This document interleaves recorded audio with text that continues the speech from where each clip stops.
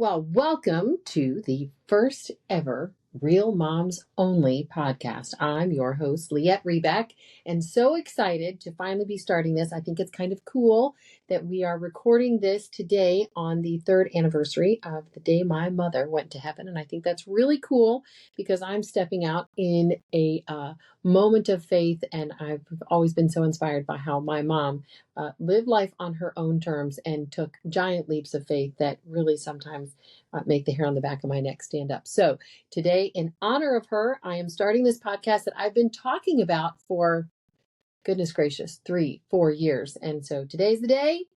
Today we start. As one of my old neighbors from Texas used to say, we're about to fixing to commence with the start. So we're commencing with the start right now. Welcome to the Real Moms Only podcast. Now, why Real Moms Only? Because really, I don't care if you dye your hair, how much makeup you use. God knows I use a ton. My drawer is full. If you've had plastic surgery, that's not what I mean by Real Moms Only. What I mean is just being real and vulnerable about the challenges that we face as moms. This is a tough as hell job. Usually thankless for the first 20, 30, maybe 40 years if you're a kid like I was. And I think it's important to support one another, encourage one another, and just be real about the challenges that we're facing. What's really exciting about today as my first podcast is I'm having my firstborn join me today. Daly Kay is going to be joining us shortly, and we're going to talk through a couple of things that she thinks are important as a new mom. I'm really looking forward to that. And but before we get to that, I just want to share something with you, a quick encouraging word. Something I've learned in the last 30 years of being a parent. I've been a parent for 30 years. I'm now a grandmother. I have an incredible grandson that is the apple of my eye, 8 months old, cutest, smartest, most amazing thing, probably walks on water if he could walk yet. And I've got 16 children, in case you didn't know that. I have several that are adopted. I guess from what I'm being told, I'm actually parenting several different generations of people. Fantastic. And I've learned a lot. Currently, I have 8 teenagers. So, if you're thinking of me at night before your head hits the pillow, please say a prayer. It is a tough job over here with 8 teenagers. But one thing I've learned is that the secret is not chasing perfection. The secret is just progress, daily progress. Working on yourself, working on your family, working on your relationships, working on your career, little tiny steps. Consistency adds up to really getting somewhere. So if I could encourage any of you young moms, listen, I am so thankful that I did not begin parenting with social media. I mean, the internet was barely around when Daly Kay was born. I don't even think Coca-Cola had a website. If they did, I'd never seen it. And, I got to parent the first several children of mine without the internet telling me how terrible I was doing at it. And I'm so thankful for that. I really, you guys have a whole lot of voices yelping at you one direction or the other, and it tends to make everything an echo chamber. It tends to make extremists out of all of us. It tends to make us think that only our side can be right. I'm here to tell you, after 30 years, there is no way you get through this job unscathed. You are not going to do it perfectly. You're going to mess it up because guess what? You aren't perfect. Your kid isn't either, except for maybe my grandson. He might be. Just want you to know, please don't try to be perfect. Just focus on progress. So now, without further ado, I'm going to introduce to you my firstborn, Daly Kay Reback. Daly, welcome. Thank you so much for having me. I'm so excited to finally get this underway, and God knows we wouldn't be doing this without your incredible tech support, artistic support, tech support, all the background, all the stuff that I'm like, I want to do this, but now what? And to be honest, we've been sitting here in the office for 2 hours, actually accomplishing nothing, trying to figure out what to do. So you know what? We were so excited too. We had a plan. It'll only take 20 minutes. 20 minutes. Just, 20 minutes. We'll get this all done. We already have the notes. We know what we're going to talk about. We'll be ready to go. 20 minutes. We have the mic. We have the lights. We have the stuff. We have nothing. Yeah, nothing worked. Nothing worked, but we're getting it done. Backup account, backup because computer. You know what? It is progress over perfection. That is the theme of today's episode. That is the theme of today's episode. We might not have this perfect in years to come. Hopefully down the road, we'll look back at this and laugh, but it is progress over perfection and we are making steps forward. So, well, I think it's interesting when you say progress over perfection. I think a lot of times with, you mentioned social media. Yeah. Social media, all you see is perfection. Oh. And I think as a mom, you see all the other moms, all their other perfect posts, all their amazing things that their kids are doing, all the great sports, the cute date nights they get to go on, all of these little things that are perfect, and you think, man, I can't even begin to fathom what perfect looks like. I still have 30 loads of laundry to do. The dog threw up on the carpet and I am stuck in the middle of trying to, get something done. Haven't brushed my teeth yet. Yeah. Shower. Forget about it. Yeah. So I think when it comes to what it actually takes as a mom to make progress, what are some key tips and takeaways that you would have for a younger mom, someone like me that is just struggling to find time to take a shower, honestly? Yeah. I struggled with this because my dad was a Marine and man, things had to be done right. Loved him. I'm so grateful that he taught me doing a job well, working really hard. If it's not, he would always say, there's two ways to do things, the right way and again. And I love that. I still use that. I know. And he was right. But it can be a challenge. I think especially if you're a new mom just starting out, have some goals, but be gentle on yourself as you make these steps. What do I mean? Well, you know what? Sometimes it's just, I'm going to get up and I'm going to take a shower. I'm going to put on something that is clean. It might match. And I'm going to put on makeup today. I remember when you were a brand new baby, a week in, I was so happy because I was like, I'm getting out of this house. And I took a shower and I put on makeup and I walked around the block. And I was like, the sun is shining. I feel amazing. And you look cute. Yeah. But I got around the block and then I was like, whoa, I got to lay down. This is exhausting and I'm done now. But I immediately felt a pickup because I didn't look in the mirror and think, gosh, I wish I could look at myself in the mirror again at 21 years old. Oh, that would be lovely. Anyways, I thought I look pretty. And you didn't think, who's that? Who is that? Yeah. And you when you look better, you feel better. Just like you can hear when someone's smiling on the phone. You can hear the confidence in their voice. I might be on a conference call with somebody, they can't see my face. I'm going to put on my makeup. Yeah. I'm going to do what it takes to try and make myself feel better. And as simple as it sounds, a shower, listen, I believe in buying nice smelling soap. I believe in buying the good lip gloss.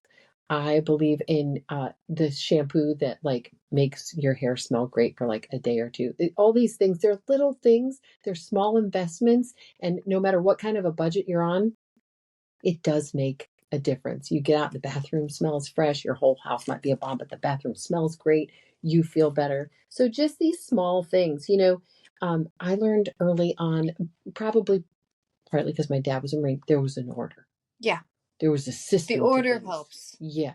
Gotta have the order. I learned my mother would say, you clean top to bottom, left to right, and back yourself out of a room. Okay. How many times have you heard me say that? And I still do that every day. I start at one end of the house and I finish at the other. Yeah. Top to bottom, left to right, back yourself out. And even if you don't get the whole house clean, just having a system like, hey, Wednesday is laundry day. I don't have to look at this every day. Or, you wake up. It's like that general. You remember he did the whole little I was just going to say, you wake up. You make your bed every day. Make your bed. Then you walk in that bathroom and just brush your teeth, wash your face. If you can't get a shower, brush your teeth, wash your face. Put your hair back. And they always said that one general who was talking about how you just have to make your bed every day. Yeah. So just in case you walk out that door and the whole day just goes south, at least when you come back to your room to lay down at night, you did one thing and you can be proud of it. One thing, and especially as a new mom, sometimes just one thing can really make a big difference in the day. And I've learned these one little thing, it's kind of a snowball. It is. That's how you get the progress. Yeah, it's how you get progress. Isn't giant milestones. It's one little thing plus another, plus another, plus another that adds up to that snowball of progress, I think. Yeah. Yeah. And I think progress over perfection, lots of us make our list of, our year long, this is what we want to accomplish. Oh, I love doing that. Our this quarter, this is what we want to accomplish. So exciting. And our family is obviously big on goals, and they got to be smart goals. They got to be, super complicated. We got systems. But here's the thing, in this feeling of like progress over perfection, important to understand, you don't have to get it all right immediately. Mm-hmm. It's not like the first time you screw it up, I couldn't do it anyways. No. Just try again. Try again. And you can restart every moment. Yes. You don't really have to, I ate a cookie today and my goal was not to eat so much sugar. Oh, the rest of the night's gone. I'm going to have the whole bag of cookies, Yes. That's not how this works. I mean, I think a lot of times as a new mom, at least for me, I can get the first half of the day great, and then something happens, baby doesn't want to nap at the right time, and then the whole thing just kind of goes, and you were the one that said to me, okay, well, if you're supposed to feed him every 3 or 4 hours and he eats every 2, feed him again at the start of, when you want it to be the next 3 hours. You just kind of go back on track. Every hour you can get back on track. It doesn't have to be the day is lost, the ship's going down, everyone abandoned ship, we're out of here. In my case, mutiny. Yeah, exactly. This size, there's no mutiny, really. Mutiny is, where's the Cheerios? Throws a fit, but that's not a big deal. Yeah, compared. I think, something that people will say to me often, and you and I talked about this briefly, but something that people say to me often, they're like, there's no way you had 16 kids. And I'm I have gained and lost 700 pounds.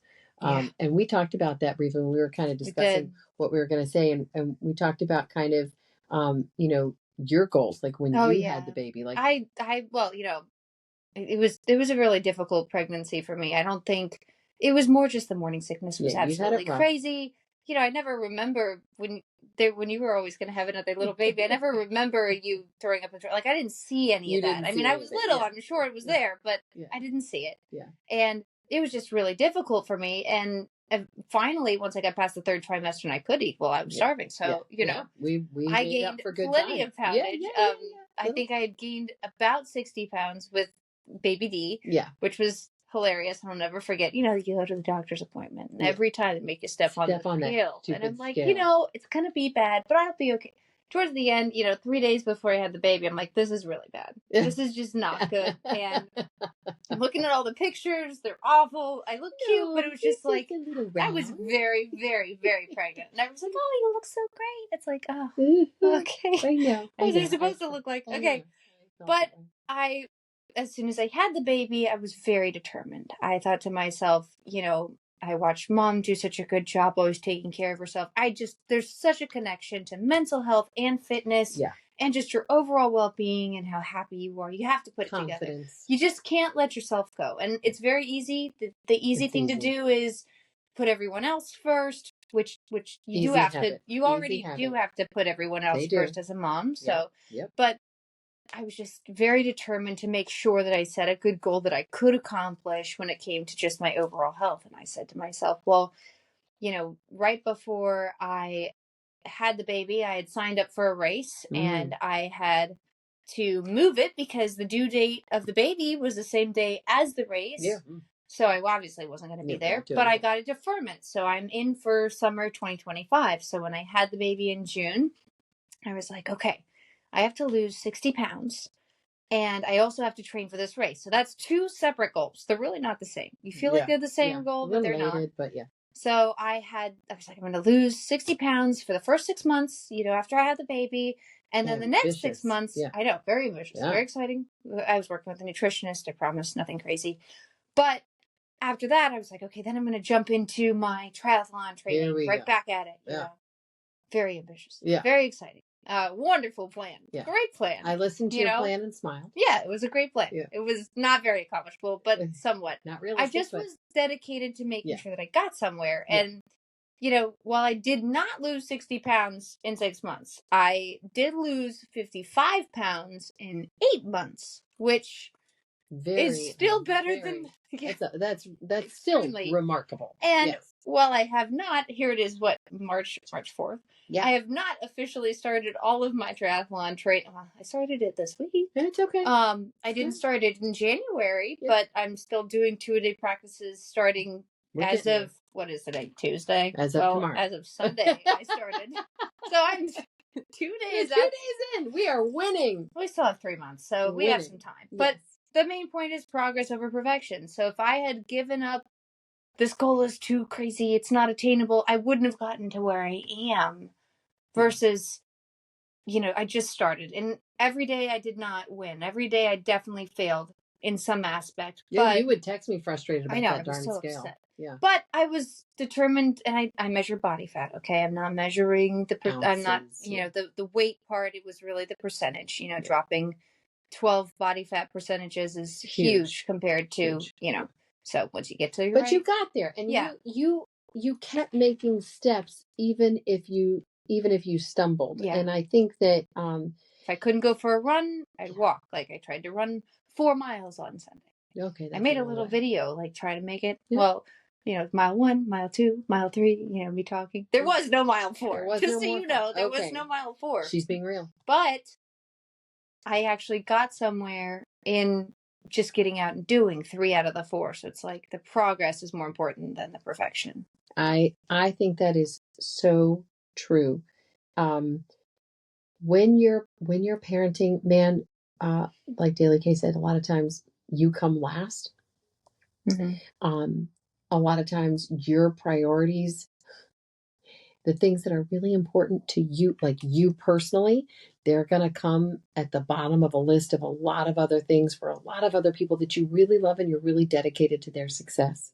And you just have to realize, like, hey, I didn't run, however many miles this week, but I did run this or walk this. I didn't lose however many pounds this month, but I did do this instead. I made these healthy 3 choices.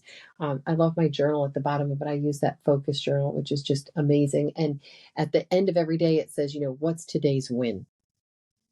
I love that. That's what's wonderful. Today's win?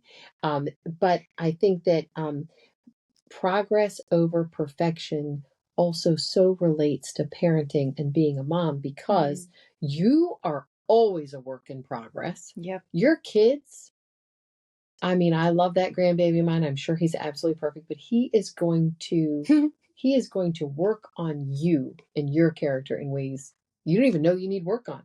I mean, I think you're wonderful. I mean, I can already sense it already. Yeah, so it's definitely there. Yeah. And my children, each of them have taught me such incredible lessons and they have made me understand what real love is, what real sacrifice is. They have taught me service before self, others before self.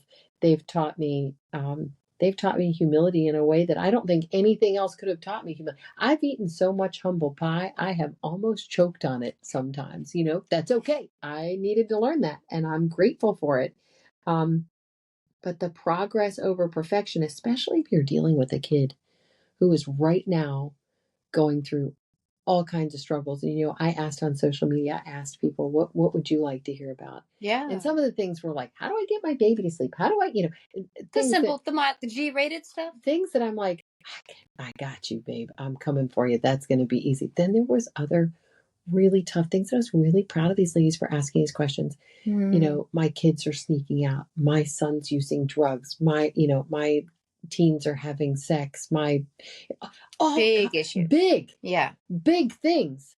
And what I would say to those moms before we dive into those issues in subsequent podcasts is, if you can just find a win and find something that kid made progress in, whatever it is, and you just hold on to that, and you just talk about that, and you just thank God for that, and you just praise that kid up and down at the supper table for it, because you might think there are 47 other really bad things that we have to deal with you or your brother or your dad, whatever. But man, this win I'm going to hold on to, because you're going to need that. Yeah. And you're you're not avoiding those future issues. No. You're just holding on to it and reminding yourself constantly. I got somewhere. Yeah. Here, the progress. Here we got somewhere. And it's funny, I had a friend of mine, real quick before we wrap up, I had a friend of mine one time when I said to her, count the win. That's a win. Count it. She goes, you always say that. What does that mean? Everything, we're supposed to count the losses too? I was like, no. We're not actually keeping score. Like, we're not doing that because I could very well be losing and I don't want to know. What I mean by just count the win is really look at it and savor it. I had one of my kids, man, we went through some really not fun stuff with this kid. And last week, he had a game and he came off the field.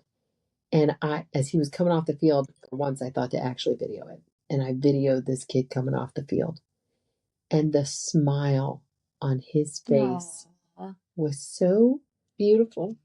The smile on his face was so beautiful. And it made me so proud because I was like, man, I didn't think a year ago I'd see that. I didn't think we'd be here. I didn't think my kid would rebound like, yeah. And I have a lot of people to thank for that. Least of all is me. I have a great Young Life group. I have a great church. He's got great siblings that are pouring into him. Been intentional about all of that, but still. But at the end of the day, some families have all that and they're still not seeing progress. And I looked at that kid. I had that video. I have to tell you, I've probably watched it 5 times a day, every day since, because it makes me smile so much to see the real joy and the light in his face and think, man, he's so happy and he's doing so good. And he might totally screw up next week. That's fine. But the point is, man, today, this is a win. This is a big win, and I'm going to savor this. Got other challenges with other kids, got other problems all over the place. Fine. This is a win, and I shared it with everybody that had anything to do with the turnaround that we've experienced, and just said, you were a part of this. Thank you for giving me this smile. And all of them like, wow, look at that, this fan. But you have to count those wins. And you got to hold on to them. I don't care if you have to text them to yourself. I don't care if you have to video them. I don't care if you have to keep them in a special spot in your journal, in the back of your planner or whatever, because you're going to get schnockered by something else down the road. And you're going to need to look back and go, okay, well, this is really terrible, but look here and here and here and here. These wins are still happening, even though this over here is a mess and I got to deal with this. So progress over perfection. Remember to count the wins. For yourself, right? Yep. Especially for yourself, for your family. And I mean, it can work so well in a marriage as well. It can work well with yourself, with your kids. It's everywhere. This is a big marriage saver. To look at the good and count the wins. Not just see the things that you're struggling with. It'd be so easy to just start a tally of the bads. Yeah. Or the, didn't take out the garbages. This is true. And you remember in 1 Corinthians where it says love keeps no records of wrongs. That's very hard to do. But the point is, it also, it rejoices in all things. It hopes in all things. That's really what progress over perfection and counting those wins is about.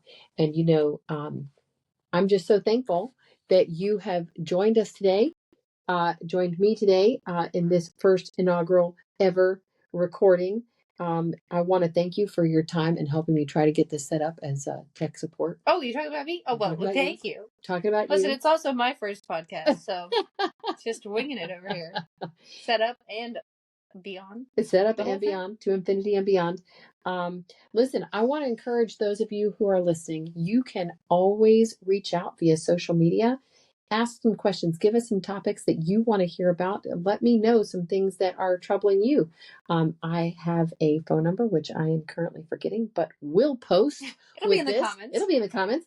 You can call and leave a recording. That recording might be used on the podcast and integrated, or you can send a message. You can leave a comment, and I will gladly, share my experience. I may have experienced it, might not have, but either way, I'll tell you probably have experienced it. I haven't experienced everything. I've experienced a lot though. And really the point of this was, I remember years ago, gosh, you might have been like 16 or 17. So there probably wasn't, I think there was only 15 of you at the time. But I remember thinking, I just need somebody to ask these questions to. Can't remember what the questions were, but they were burning in my head at the time. And I was so frustrated, heartbroken, angered, like feeling like, well, who's going to answer my questions? And I've never really found that lady, but I don't mind trying to be that person for others, because even if I don't have the answer, I can still get in the trenches with you and say, man, that sucks. Or that's a great win. Let's all celebrate this together. Thanks for sharing it, because it's an encouragement to me. In our next upcoming topics, well, I don't have that list handy for me at the moment, but there will be plenty of them. And I just want to encourage all of you in your walk as a mom. You know, you are never alone. I was with a girlfriend last night and she was telling me, I just feel so alone. No. She's got a great husband. She's got some great kids, but she's feeling really alone. And I grabbed her hand and I said, you are never alone in this. You have a God that loves you. You have a Jesus that loves you. You have friends that love you. You are not alone. And you're going to get, and interestingly enough, by the end of that conversation, we already had one quick answer to prayer. So there's a win to celebrate. There you go. There's a win to celebrate. Daly Kay, thank you for joining me. Thank you for this podcast. And hats off to you, Mom, up in heaven on March 4th. Like I said, my mother died March 4th, and I thought that was prophetic because it's the only day of the year that is a command, March 4th. And one quick funny story about my mom. You remember the story about how she and Grandpapa met, right? Oh my goodness. You got to tell. That's probably one of the best stories of all time. And it describes a lot about our family. A lot of people didn't believe me when I told them that story. They were just like, what are you talking about? Sounds like a movie. It was really funny. So my mother grew up a Canadian, and she did not have an easy life growing up. She, told me lots of times as a kid that she was hungry. She was cold. She had a single mother, which back in that time was just not heard of at all. My mother was born in 1929, 30. Anyways, that just wasn't heard of. So she grew up really poor, started working 15, 16 years old. And absolutely gorgeous. Yeah, she was like a supermodel. She was a stunner. Beautiful. And also remarkably, by age, I want to say 30, 31, had not gotten married, which, I'm sure there's a whole lot of backstory there that we don't know. But she decided, hell with this town. I am leaving. Me and my best friend, we're going to drive across the country. She lived in Quebec at the time, and they decided they were going to get in somebody's car, don't remember whose, and they were going to drive across the country. She and this girlfriend of hers, don't know who it was. I don't either. She never told us who the friend was. But they get in the car. I don't even think they stayed friends. Probably not. So they travel, they get halfway across the country. They wind up in Calgary. They get to Calgary and they are dead broke. Not another dime between them. Female road trip. Yeah. Trip with the girls. Sounds great. Out of budget already. Ran out of money. So, they're hungry. It's 4:35 at night. They're hungry and we're dead broke and don't really know how we're going to pay for the hotel for tomorrow night, but that's tomorrow's problem. So girl math. I'm going to my mom. Well, what are we going to do? Her friend says, and my mom goes, hey, here's what we're going to do. We're going to put on our best dress and we're going to go to the finest hotel in town and we're going to order ourselves the best dinner. And her friend was like, where are we going to pay for it? And I was like, don't worry. I got a plan. So they get to the restaurant, sit down, looking their best sultry selves. And two gentlemen I'm sure lots more gentlemen got there or, paying attention. I mean, there was nobody. Like, nobody, I can't believe that nobody could hold a candle for this woman. So, these gentlemen buy them a drink, send it over. I'm sure there was batting of the eyelashes, what have you. These two gentlemen come over. She was very mysterious too as a person. She had a lot of that feminine, foxy charm, very aloof. Yes, she did. So they come over and they these two guys wind up buying this incredible steak dinner for she and her friend. And, amazing. And true to form, they were fed the best in town and did not have to pay a penny for it. Fantastic. So night's over. My mom and her girlfriend go back to the hotel, still not sure how we're going to pay for tomorrow night's hotel or gas to get out of town. Alone, by the way. Yeah. So. Yeah. No funny business. No, that's what cracks me up too. These guys, they paid for this incredible dinner and Well, I think it was 1972. Like things, it's a little different time. That's true. Daly. But still. Different time. But still. Not 2025. Yeah. Okay. So they get back to the hotel, dropped off at the hotel, and get up towards their room and promptly find themselves arrested. Arrested. They get arrested because my mother and her best friend just happened to match exactly the description of two femme fatales who had made an assassination attempt on, I don't know who, the prime minister, the governor, I don't know, somebody big in politics. So they get arrested. They're going to spend the night in jail now. I guess they don't have to pay for the hotel. Yeah, the hotel problem solved. That's right. Okay, hotel problem solved. Not hungry anymore. This is a good thing. And so the next day, my mom makes a call to this gentleman who paid for her dinner. Because they exchanged, he'd given her a number? Yeah. Here's my hotel number, in case I can buy you dinner tomorrow. I don't know what my mom's plan B was there, but whatever. She held on to it. Yeah, she kept the number, called him and said, I need to be bailed out of jail. And this gentleman came to his good credit and bailed her out of jail. Amazing. And remarkably, that gentleman was my dad. Oh. So that's how my mother and father met. I think that's an incredible story. Not much unlike my own story, which we'll save for another day. I wonder if they didn't bail a friend out, and that's why. Yeah, we don't know. I'm just curious. We don't know. I mean, my dad was, not yet the success that he became. He wasn't dead broke, but what was he even doing? So he was. My dad was in the oil business, and he was working on a pipe business in Calgary.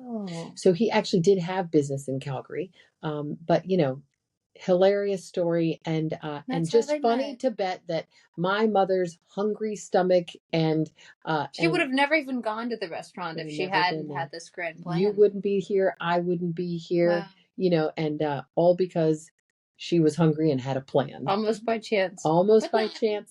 Nothing is chance, but today on her... She was our first real mom. Yeah, on her angelversary, yes, that my mother was nothing and she was not a... I mean, that's a real girl plan if I've ever heard of one. And the audacity to call to bail out of jail. Yeah. Not her mother, not any... Well, I don't think it would have helped. Her mom didn't have the funds to help. That's true. She was all the way across the country. There's only one guy that she'd seen pay for something. Yeah.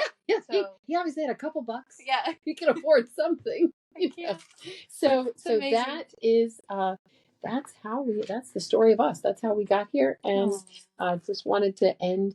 And we have so many other amazing stories too of women who, were real moms and also have an incredible legacy that I know that we'll probably share one story per episode. That could be a good idea. Or maybe once per month. We have to see how many stories we have. But it was definitely, so fun to actually finally get to do this. Hey, we did it. Despite all the challenges, we did make progress. And this may not be the most perfect episode. Or it might be. Yeah. I mean, we definitely made it. So yeah. Good for us. We'll count that as a win. That is a win for today on March 4th. Thank you for joining us. Thank you for listening. Thank you, Daly Kay, for your time. And thank all of you for just continuing to join. And just like I said, it does not matter to me how much makeup, what you do, as long as you are real and vulnerable about the challenges that you're facing. And there's a way that we can work to encourage and build one another up. That's what we're here for. So this is Lyette Reback, and thank you for joining us for Real Moms Only.